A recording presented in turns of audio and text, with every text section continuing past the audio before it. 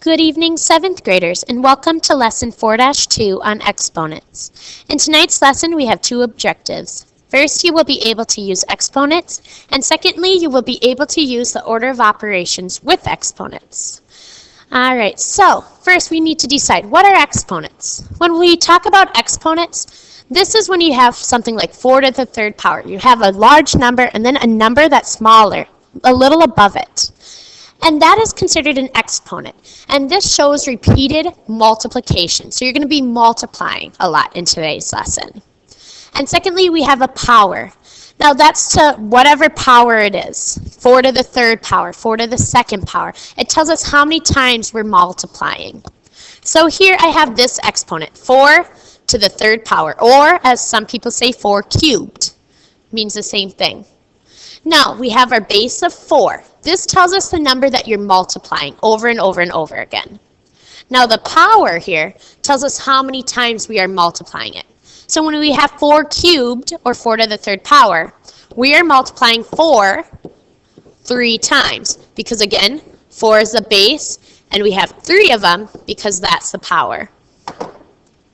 So now we come to this part, and it says, how would you say the following exponents? Well, I'm going to help you say those. Well, the first one, we have a base of 4, and you can say 4 to the first power, meaning you just have 4 once. That's it. Now the second one, you have 6 to the second power. You could write it like that. However, there's a more appropriate way to say this. And this is a way you usually hear. Whenever we do the area or something, we usually have the label as square feet, meaning you doubled that. Well, here, we'd write 6 squared. Again, and this is a more appropriate way. So if you can, try to remember to say it as squared. Now here, it looks like we have -7 to the third power. However, that's not quite what we have, because this number only goes, or this cube here, this third number, only goes to the 7, and thus, of course, it's in parentheses. So here, we only have an exponent of 7 to the third power. So here we'd say the opposite, because again, it's not in parentheses, of 7. And again, you could write 7 to the third power, or when we check volume, you usually say cubed, meaning you do it 3 times. Again, if you wrote 7 to the third power, it would be acceptable, but cubed is a more appropriate way to say that. Now this fourth one, I'm going to switch a little bit so you can see the difference.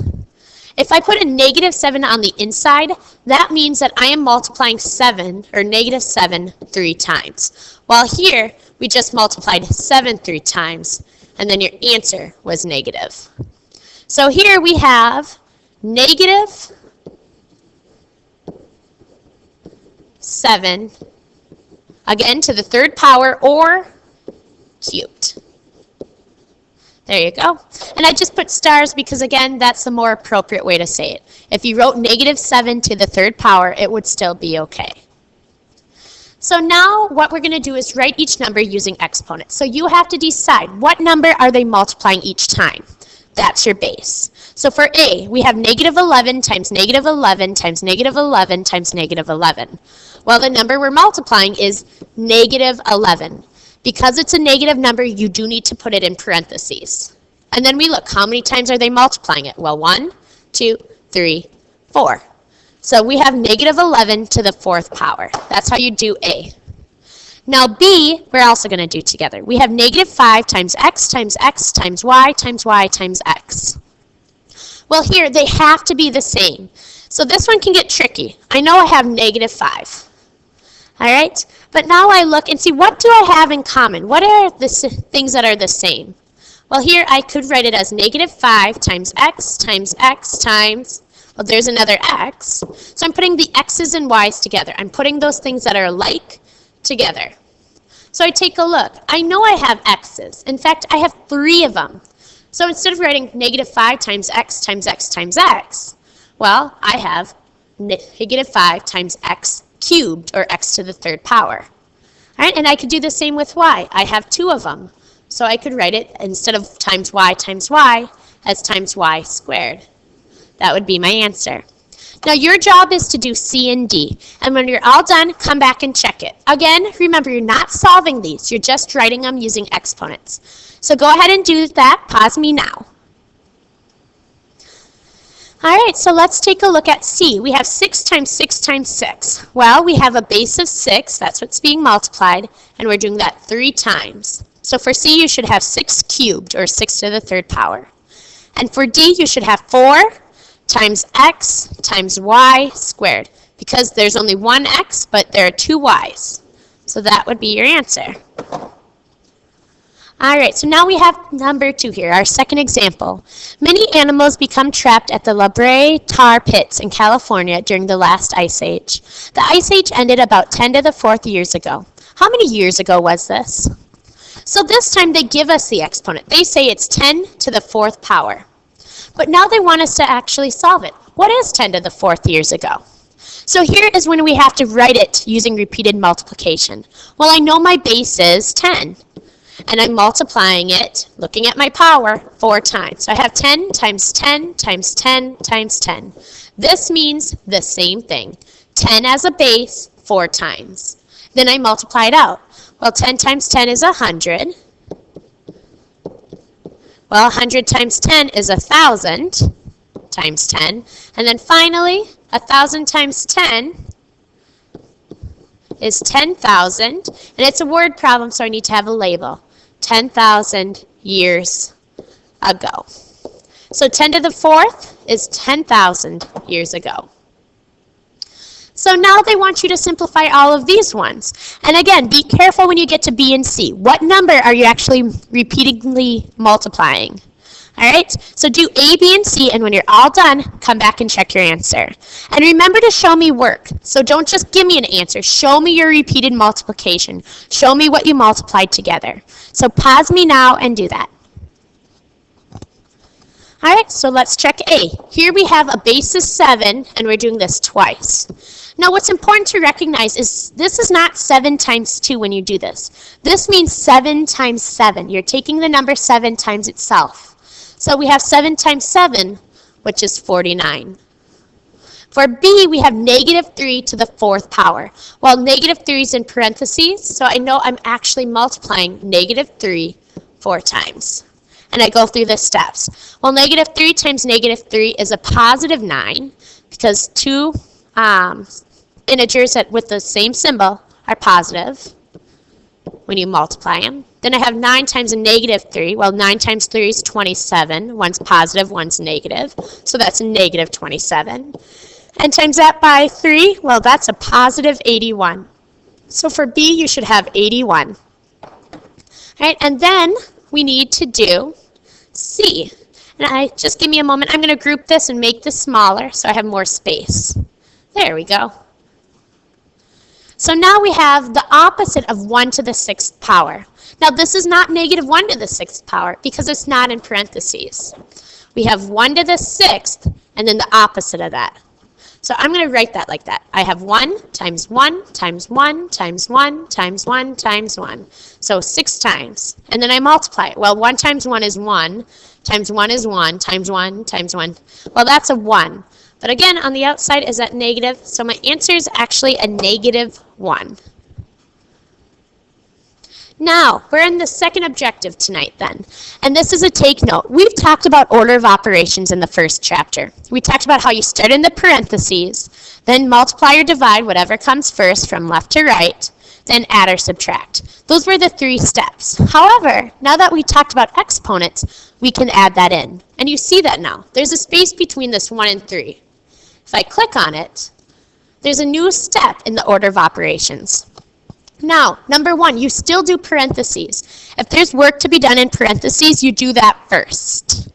Then, second now is any exponents that there are, you're going to solve those, or you're going to simplify it. Then you multiply or divide, then you add or subtract. So here I have 2 examples. All right. The first one is one we've done before, 2 plus 5 times 7. Well, again, you can go through the order of operations. No parentheses, no exponents. Oh, but I do have multiplication. I multiply before I add. So 5 times 7 is 35. And rewrite my problem, and I get 37. Now on this one, I have 2 plus 5 squared plus 4 times negative 3 cubed. Well, this is a bigger problem. It looks tough, but we have the skills to solve this. We just have to take it one by one. First step says work inside the parentheses.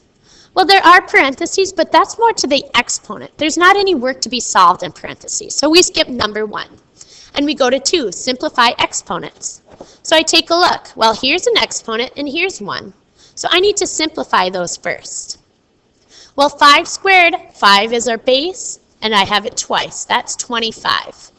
So I know I have 2 plus 25 plus 4 times, well, negative 3 cubed. Again, that negative 3 is in parentheses, so I know I have that 3 times. And I solve that. Negative 3 times negative 3 is a positive 9, times a negative 3 is negative 27. There we go. So now I got rid of all the exponents. I have 2 plus 25 plus 4 times negative 27. Now I go to step 3. You multiply or divide whatever comes first. Well, I see addition. Oh, there's multiplication. So I need to do this first. 27 times 4 is 28. Oh, 108. One's positive, one's negative. So that's negative 108. And I'm going to rewrite the problem. 2 plus 25 minus 108, or plus a minus 108. All right, or plus negative 108, I should say. Now, there's no more multiplication or division, so now I go to step 4, add or subtract whatever comes first. Well, because it's all adding in here, you start at the beginning. 2 plus 25 is 27, plus a negative 108. Well, here we're adding integers. 27 plus a negative 108. When you add integers, you have to look, are the signs the same or different? Here I have a positive 27 and a negative 108. The signs are different, so I subtract.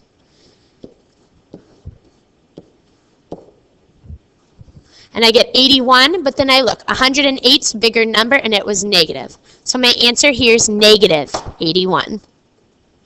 So now we have the same idea. Again, we can do A together, and then I want you to do B by yourself. So simplify. 3 times the sum, 1 plus 4 cubed. Same steps apply. First, look to see, is there anything we can do in parentheses? And in this one, there is. In parentheses, we have 1 plus 4. So we need to write that. 1 plus 4 is 5. So now we have 3 times 5 cubed. And again, I like to put that little multiplication sign. Whenever you have a number right outside the parentheses, it means to multiply. Well, we're done with parentheses. Now we move down to the second step, which is exponents. Simplify any exponents. Well, here we have 5 cubed. So I could write that as 3 times 5 times 5 times 5. Well, 5 times 5 times 5 is 5 cubed. So I need to take a look at that. 5 times 5 is 25, times 5 again is 125. All right, and now I go to the third step. Do any multiplication or division? Multiplication or division. Well, all that's left is 3 times 125. So 125 times 3 is 375. There you go. Your job now is to do the same thing to B, but it says this time evaluate 7 times the sum W plus 3 cubed plus Z. So I'm going to help you rewrite this first, but all we're going to do is substitute in these numbers for the variables. So we have 7 times the sum, well, W is negative 5, plus 3, cubed, plus, well, Z is 6. So your job is to solve this using the order of operations. And when you're all done, come back and check your answer. So go ahead, pause me now. All right, so let's check this one. We have 7 times, again, you have to work in the parentheses first, and you get negative 2. All right, the signs are different, so you subtract. 5 minus 3 is 2. 5's bigger, and it's negative. There we go. That's what we have first. Now we have to do any exponents.